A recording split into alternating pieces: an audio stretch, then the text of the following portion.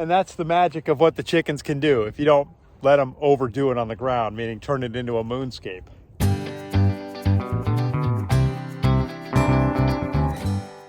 Good morning. I'm Mark. Welcome back to the farm. It's a coolish morning this morning, but not too bad. It's going to warm up into the 70s today, low 70s. So kind of looking forward to that. It's good weather for working outside.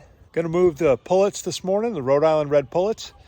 We're using the chicken tractor for them. I showed a video on that before. Typically chicken tractors associated with broilers or meat birds. And but I use it for the pullets while they're at the in-between age. And so I'm going to move them this morning. It's every couple of days right now, but eventually that'll increase to every day. And then we'll get them into their own coop. Look at this, man. The Lowquat is exploding with fruit. If you're not familiar with a Lowquat, it's like a...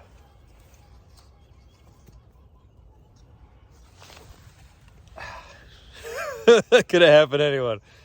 It's like it's kind of fuzzy like a peach or a kiwi, and but it's like a kiwi and a grape had a baby, and that's what you get. And it's got one big seed in it, maybe sometimes two big seeds, and just a fleshy fruit that's, there's the seeds. Oh, can you see that? Hang on, let me put it on my hand. That's what it looks like. It's got a couple of big seeds in there. I just threw on the ground. And then that's the fruit. It tastes good, but it's got a slightly sour taste, but it's not bad. But they didn't get too much fruit last year, but man, they're doing huge this year.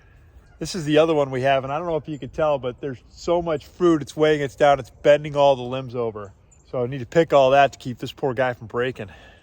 We got a new batch of broilers in few days ago, so they're about 6 days old now, and they're doing okay. They're eating good, they're drinking well.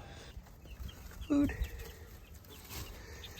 There they are, under the heat lamp because it's chilly this morning. They got their magic water in the corner. Everybody's doing good. Say hi. Good talk.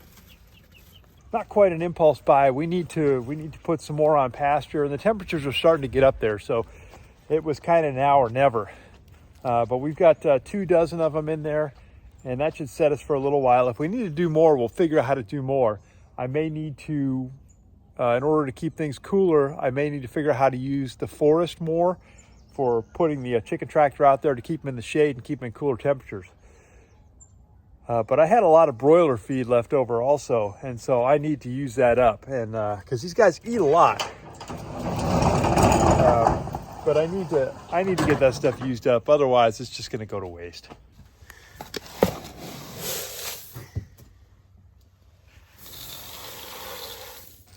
Super important to remember to put that lid on the feed. I didn't do that the other day. I took some starter feed out, and I don't know why, I just forgot. And so I ran out, and about 10 minutes later, I came back to put the cooler that I carry stuff, to put that away. And there was a big old rat right in that trash can, already down in there, because I'd left the lid off. But he couldn't get out because I was sort of towering over him. So I caught it, and I put it in a 5-gallon bucket, and thought I would teach it a lesson. And this is what happened.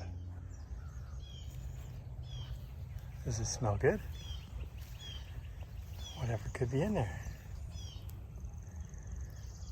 Oh, a feed thief. Someone was in the feed this morning. I'll leave him to you. Talk to you later. The gathering. The gathering. Well, the bucket is now empty. And these two yutzes who had it in a bucket are way down here staring up into this tree. So they lost it. They lost it. That is so disappointing. Man, I teed it up for them. They pooch kicked it. Man, I expected more, especially from the two of them together. What are you gonna do?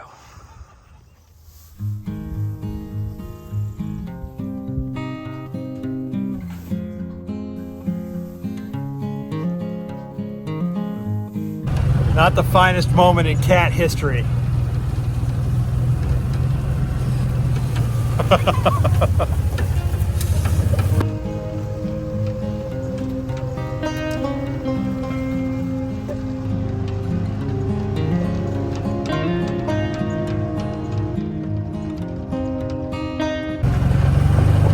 Been a week, still no call back from tech support, so no progress on the gate.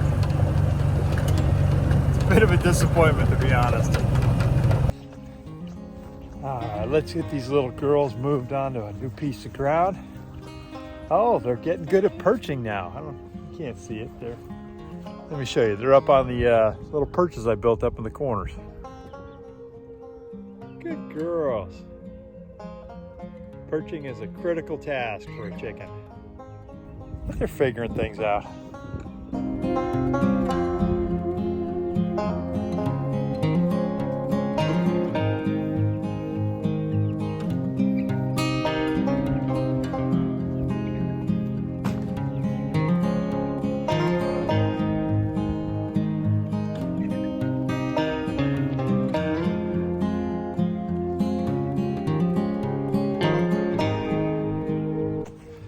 Easy move. They learn fast. The first time you move them, it's tough to keep from running them over in the back because they don't want to move forward because you're there. And so they don't like the idea of walking towards, you, me in this case. But now they figured it out. So look at this, they got beautiful grass. They got some fresh feed, their water is cleaned out. They're happy little girls. They're just chittering away and eating. I still got to set the poultry netting back up, but you can see here's where they just were. Here's where they were a couple days before that. And then here's where they were a couple days before that. And you can see this is starting to grow back even more. So it's almost hard to tell that anything was there before. And that's the magic of what the chickens can do if you don't let them overdo it on the ground, meaning turn it into a moonscape. And so this will start greening up pretty quick. And when I put the fencing on, the poultry netting, I just put one length. So I'll have 8 posts, and anybody who has this stuff knows these 100-foot lengths, they have 16 posts. So do 8 posts per side. So post 8 and 9, I'll be right back here at each corner, each rear corner of the chicken tractor. Chicken tractor is it just worked out. The Siskovich style chicken tractor is just the right length. So a post goes at each side, and then I run it lengthwise.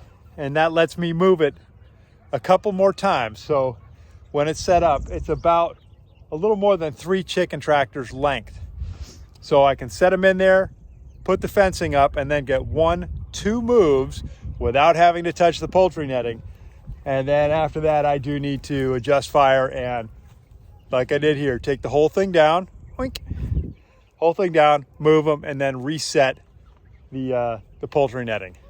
All right, let me get this netting back up and then go let the cows out. And there it is. Front kind of looks like a boat. Just bring these 2 together like a bow. There's the grounding stake there, but I put the Energizer in there because right now they're in the same enclosure area, as you can see from the poly tape all around here. They're in the same enclosure area as the steers. So the steers are eating all the grass around them. Well, on the first day I had them out here, this is normally sitting outside, still all connected, ready to just be turned on for the evenings for predator protection.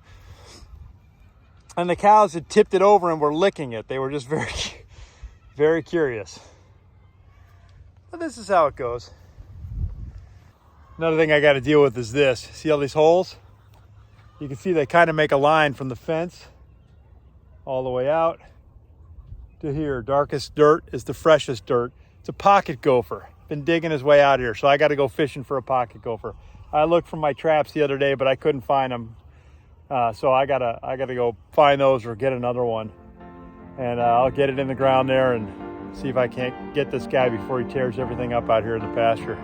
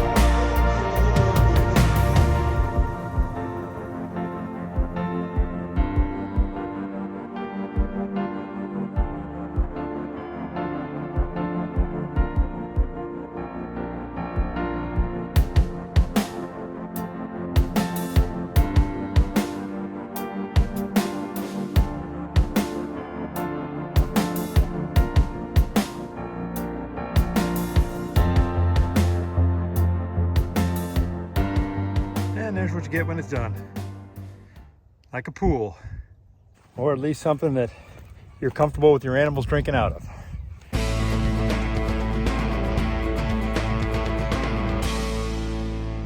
Picnic table inside the barn.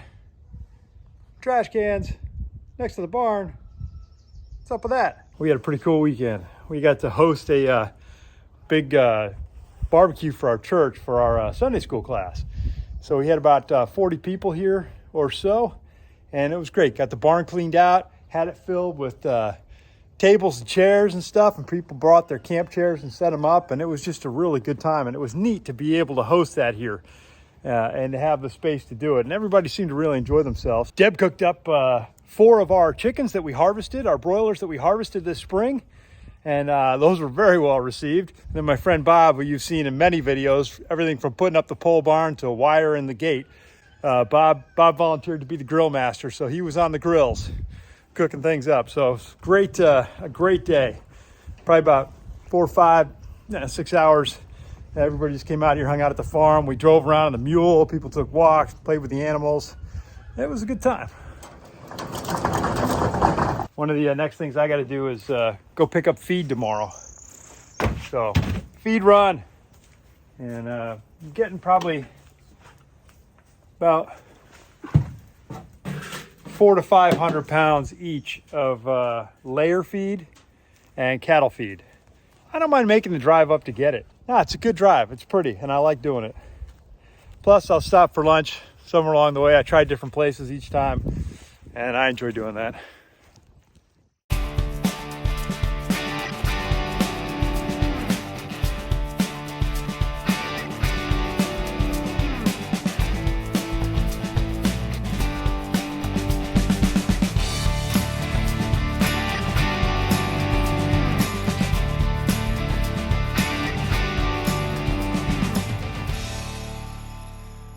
That's a pretty good haul. That's a pretty good day for the girls. All right, not much happening right here, just regular chores. Here's an interesting thing. I made the appointment today to have one of the steers processed. And I had recommendations from a couple of folks, different farmers who I met over at Tractor Supply. We were just back in the feed section, and I just saw somebody picking up cattle feed and just started talking to them and asked the questions, and others started chiming in with recommendations. So I called a couple of these places. By the way, don't be afraid to ask questions. Everybody starts somewhere, and folks feel pretty good when they can help you out, you know. But yeah, I called some of these places, and boy, I'd heard it before, I'd read it before. You got to plan in advance. So if I wanted steers processed this month, I should have been making reservations for that back in, October, November. I didn't do that. I think I was resisting. I was hesitating. I didn't want to, just unpleasant, But so I did get an appointment for May, which is when we'll have one of the steers processed. One of the other processing companies I talked to, they said the earliest they could do was November, the end of November. So that's, I'm still waiting to hear back from one of them. And if nothing else, I'll just get the data so I can have it in my head for future use. But yeah, so I did get an appointment for May, and it's going to be good. I'll try and cover down on that a little bit when the time gets closer, and let you guys know sort of what the procedure is and what some of the factors are and costs and that kind of thing. So, yeah, I think that's going to do it from here. We'll talk to you guys later.